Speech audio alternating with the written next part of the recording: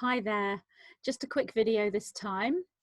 I would like to tell you about a dream I had last night or the early hours of this morning. It's the 13th of April today, and remember I was saying in the last video that the 1st to the 12th of April were 12 significant days of this month that held the energetic of 3 days of darkness, and the 13th is the power to those 12, or giving you the revelation of those 12, and I was talking about the planting of seeds. So the dream came today on the 13th. Just give you a little bit of background information before I go into this dream. The dream was vivid, not an out-of-body experience, but because it involved a message and extraterrestrial contact and was so vivid, it's a dream that I would take note of. Normally I would record my dreams down and I communicate with the nine about them, and I often put information from the nine based on the dream into a video that the nine will talk to me about. I'll get a transmission from them, or I'll put it into a book, or but I want to get the information that's coming down, that's being downloaded to me. I want to get the information out as quick as possible, which is why I'm putting it out on videos. So when I was a child, I was visited by, well, I didn't know at the time. I just thought it was an imagination, but I now know I was visited by beings. I was very, very young, but I used to see tiny, tiny beings. These were like, I always called them since the Lilliputians from that story about Lilliput, the little people. But I would see them many, many times throughout my childhood, starting when I was really young, and they would come to me, and they would, especially when I was falling asleep. So I may have been in an astral type projection and not able to leave my body, but in that out-of-body experience, but still in the body. And I could see these little people running across my bed, and they would talk to me. I didn't think anything of it because it happened a lot, and I always used to feel very relaxed when they came to me, and very comforted and very looked after. That I thought that they were my little friends, and I didn't really think that much of it because I thought it was normal that everyone had, you know, experiences like that. So I'm going to talk to you about the dream I had this morning. So in the dream, I'll leave my notes there just in case I've forgotten something. In the dream, I'm in this room with lots of people. We were talking about the situation, the global pandemic and the shutdown and what we were going to do. And then something was happening that was making me feel very uneasy. People were talking about something that was going to happen, and I was a little bit fearful. And I just thought, gosh, you know, this is terrible. We're really having our freedoms taken away. And this thing that was happening that was really frightening me, and everyone in the room was concerned about it. And then I remember looking out of the window onto like a sort of a courtyard area. And then several other people joined me to look out of the window. And we were looking, and there seemed to be like these spores sort of floating down. There was a big wooden table in this courtyard, and the spores were floating down to this wooden table. If you've ever seen the film Avatar, with those little white spores that float around, they were very similar to that, but a little bit bigger, and also kind of like jellyfish in a way. So yes, spores like in the film Avatar, or jellyfish. And they looked like some kind of weird plant, but I could feel that they had intelligence. They were all white. But as they came down to earth and landed on the table, I could see that there were little people inside them, like little tiny people about this big, and that the spore was just part of their body, like a kind of just an extra part of their body that shielded them as they landed down to earth. And or it may have been part of their body. They were kind of like a cross between a little fairy and a jellyfish. But I knew that they were extraterrestrial beings and that they had come to talk to us. So I went outside and I could sense their energy, and it was very pure, very loving, very innocent. There was no darkness whatsoever. And I know that if we ever do meet extraterrestrial beings in either the astral realm or in dreams or in the real physical world, the way to tell whether they are malevolent or benevolent is through their energetics, through their frequency. It isn't what they look like. You could actually see a really scary looking ET with the most pure energetic and pure heart, or you could see a really beautiful looking extraterrestrial with a really dark energy and a dark heart. And also they could have the ability to pretend to project an energy towards you. But if you are empathic, clairvoyant, you've been working psychically, you've been working with your meditations, doing all the work that the 9 have been teaching over these years, you will get to a point where you'll be able to tell, you'll be able to read the energy of these beings. So in the dream, I could read their energy, and it was pure, innocent, childlike, and no ill will towards us. And they basically all landed on this big wooden table. There was some of them on the ground, but mostly they were on this wooden table, and there were loads of them. But then I noticed that the people around me were all thinking, I could hear their thoughts, how could they capitalize on the arrival of these little extraterrestrial beings? How could they make money from them? Or how could they use them in some way to further their own best interests? Not everyone was thinking this, just some of these people. And I felt very protective over these little extraterrestrials, and I couldn't believe that there was anyone that would want to capitalize on their arrival when they were so innocent and pure. And I wanted to protect them, and I managed to scoop 2 of them up in my hand. I couldn't sort of get them all, and other people were talking to the other ones, but I picked 2 of them up and ran round the corner and sort of hid round the corner from everyone by this in this little sort of courtyard area where there was like a brick wall. And I held the 2 little ETs in my hand, and then I sort of let them go, and they were hovering with their little spore sort of jellyfish part of their body. They could sort of hover with them, and they said they had a message for me, and for me to deliver the message to everybody else. They had an important message. Okay, so they said that I had to transform into, I mean, I know there's a lot of symbology here, and I haven't necessarily analyzed all the symbology. I'm just giving you the dream as it is, and you know, if you want to analyze it and tell me what you think it means, then do so in the comments. But they said I had to become one of them and transform into their form in order to be able to receive the message. So they did something and turned me into a being like them. I was a little being, and I had this little jellyfish spore part over me, like a little white sort of canopy. And we floated up to the top of the wall, and then we all sat on the wall, and then all 3 of us became human. And I was back to being me again, and they were both human. One was female, one was male. And then they gave me this message, and they said to tell people, and they said, the Draconians are coming. Now, don't be scared. That's really scary. That is a scary thing. And I just want to say that the 9 have never mentioned Draconians to me. They've spoken about dark beings and reptilians, and they've given them many names, but they've never specifically, as far as I can remember in all the time I've been talking to them, have actually used the word Draconians. Now, I know other people have, and I've read that written before, but I've never had this from the 9.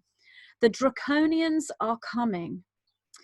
Now, they explained to me how the Draconians were here, but they had to leave.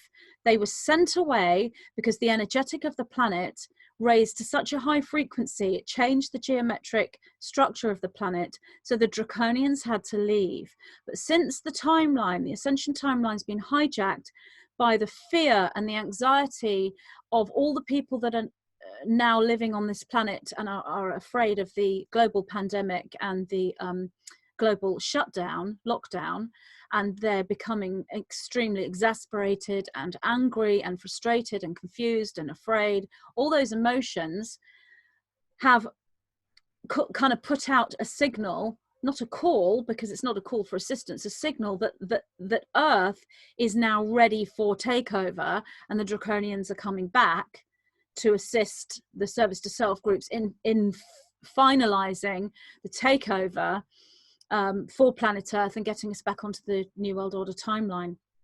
But these little beings, I don't know where they came from, but they told me that they were scouts.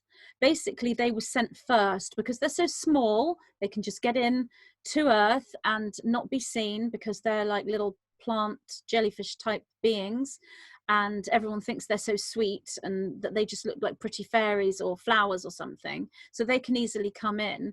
And they came to tell me to tell everyone that they and loads of other beings will not allow the draconians to enter our time-space reality.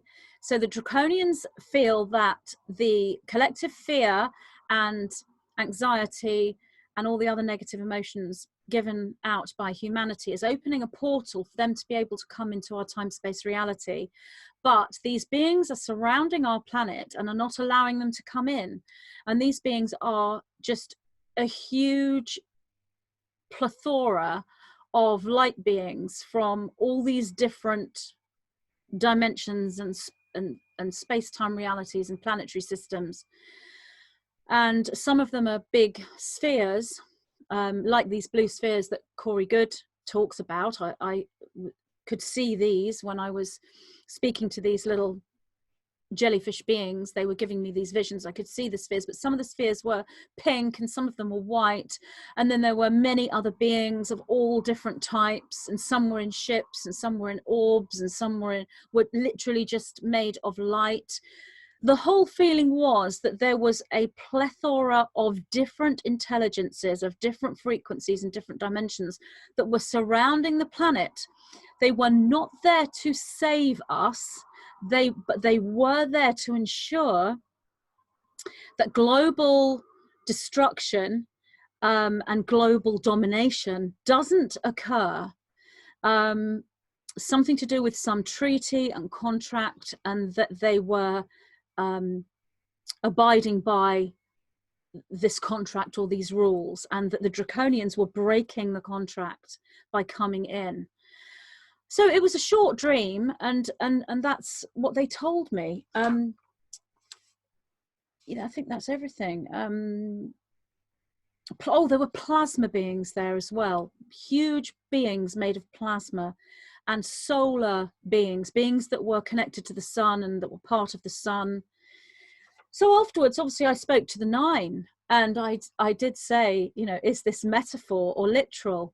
And, you know, they often say both, and they said both in the sense that metaphor could be taken to be that the draconians signify metaphorically the deep state service to self cabal, and the scouts, the little jellyfish beings, signify the awakened individuals that are telling everyone else, and the higher dimensional beings that won't allow them to come into our time-space reality could be the Alliance and Trump and the good guys and all the things that they're doing. And the treaty could be justice and legal channels that are making sure that these laws are not broken anymore. But the nine did say this was literal and metaphor, as in literal. So whether I saw the beings exactly as they really look, or whether the beings were metaphor for different beings, but the nine are saying that it's true. Darker beings were trying to come into our time-space reality, feeling that there's a portal that's been opened and the earth is now ripe for takeover, and they won't allow it to happen, and that there are teams and teams of these light beings out there. So I'm not telling you this to let you know, to be scared that draconians are coming, because they're not. These dark beings can't get into our airspace. We are left contained with whatever is here now. Nothing new is coming in that is going to overstep free will. But I'm also not telling you that there's all these beings surrounding our planet to let you know that they're here to save us. They're not here to save us. We're saving ourselves. They're not saviors. They do have our back in an energy sense. They are there looking down upon us, seeing how things go. They're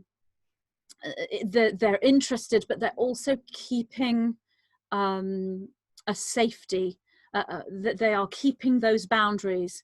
If you were to then raise the metaphor beyond individualized entities, then you would just see a geometric grid or a galactic light that is moving around the planet right now. I'm told that this can be detected in some maybe NASA equipment, astronomy equipment, or some other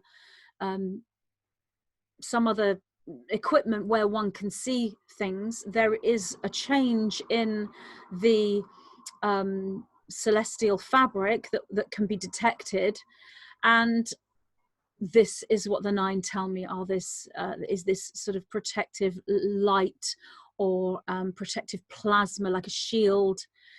So I'm just letting you know that we have higher intervention that won't come in and do the job for us. We have to do it ourselves, but they are there to prevent any new infiltration. And all of the metaphors on the physical level are mirrors. It's the same thing. It's true that you know, the cabal and deep state Illuminati are preparing for takeover, and we are scouts and information bearers, giving others information about this, and that there are teams of light, which we are part of, that are going through legal channels and making sure that laws and treaties are not broken.